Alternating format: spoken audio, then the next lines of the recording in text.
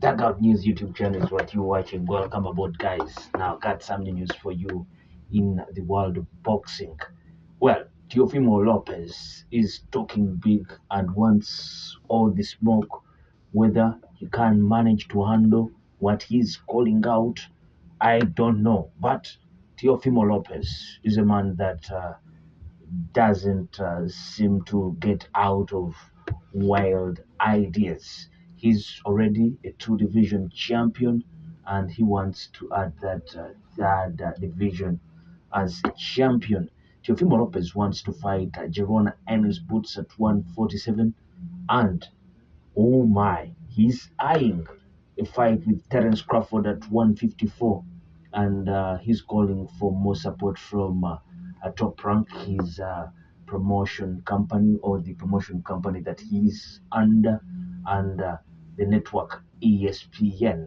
Teofimo Lopez is calling his shots and taking some to the WBO junior welterweight champion Teofimo Lopez, 21 fights, one loss that came at the hands of George Ferocious Cambosos. He has 13 KOs to his record. Recently rejected a September 27th fight date at the Madison Square Garden Theater in New York on ESPN. A matchup against recently elevated WBO welterweight title holder Brian Norman was on the table, but Lopez believes there are bigger fish to fry, and he's now focused on reeling in Terence Crawford, among others, following Buddy's close unanimous decision win against Israel Madrimov for the WBA junior middleweight title. Now that we have Riyadh season in the mix, why can't we make a Crawford and Teofimo fight happen? We are in the house now. Make it happen. Lopez did reveal just recently. More money doesn't cause more problems. More money causes more boxing. Absolutely. I can move up to 154, and I will. Just send me the date. I am walking at 155 pounds right now. I can fight Crawford right now. I didn't expect for Edge to catch up with Crawford so quickly against Madrimov. I thought it would happen at 38 and not 36. Everyone had high expectations of Crawford. He even had high expectations against Madrimov, but this is boxing and things happen like this. This is probably good learning for him. He couldn't figure out his moves and feints. Maybe he shouldn't have taken so long coming back after the aerospace fight in 2023, but to each his own. I was in Terence Crawford in that fight. I am Teofimo, and I look forward to facing him in the coming year.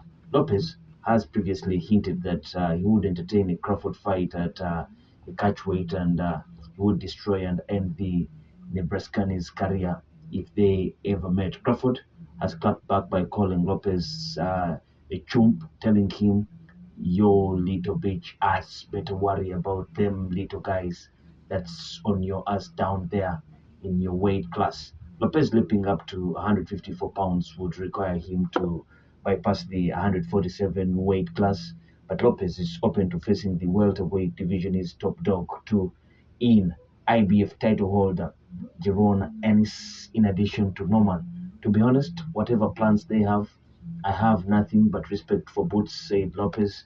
We've known each other a long time.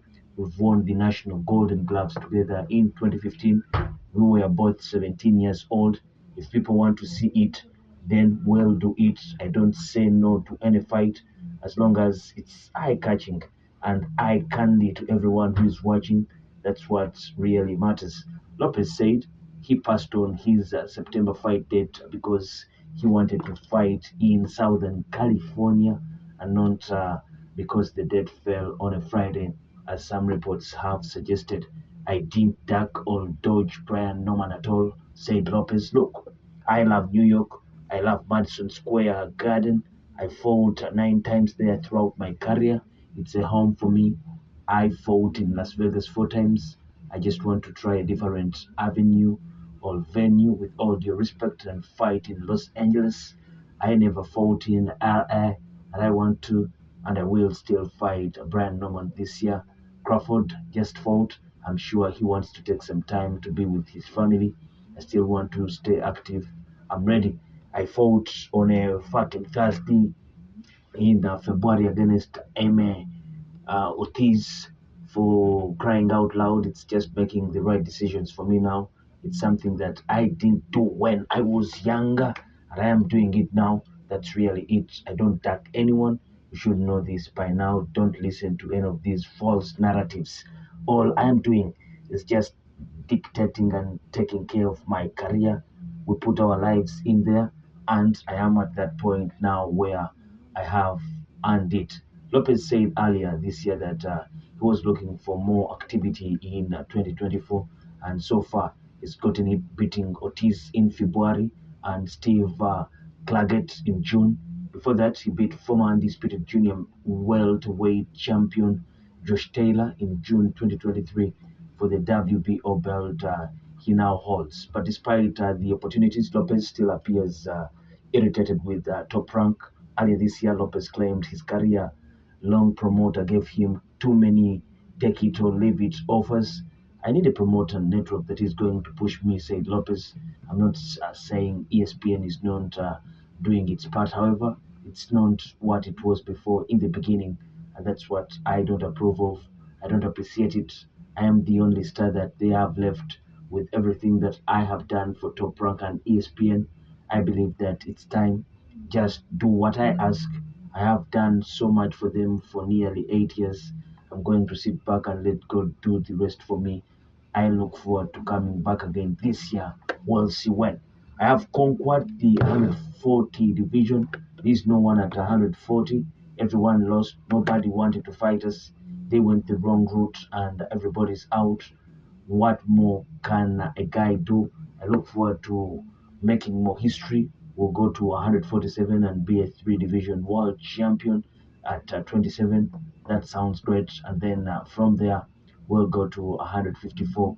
All we'll just jump to 154 because we can't do it. That is Teofimo Lopez. This guy. You see, when you want to be great, you have to dare to do each and everything, and I love it that he's talking of fighting at 154. You see, Terence once fought at 135 just like Teofimo, and he was world champion there, then went to 140, world champion undisputed for a fact, and 147 undisputed and undisputed champion, and now 154 he's champion. So Teofimo talking of going up in division, it's something good, but I think he still has a lot on his table at 140. He can't go on to fight Devin Haney. That is another fight that can be very interesting. And I think Devin Haney was talking of a comeback fight. He said that for the past 3 months, while he has been away, uh, boxing hasn't been the same. That is Devin Haney talking. So maybe Top Rank can think of matching these guys up, Devin Haney and Teofimo Lopez, because Ryan still has his problems, and I think Devin needs to be active.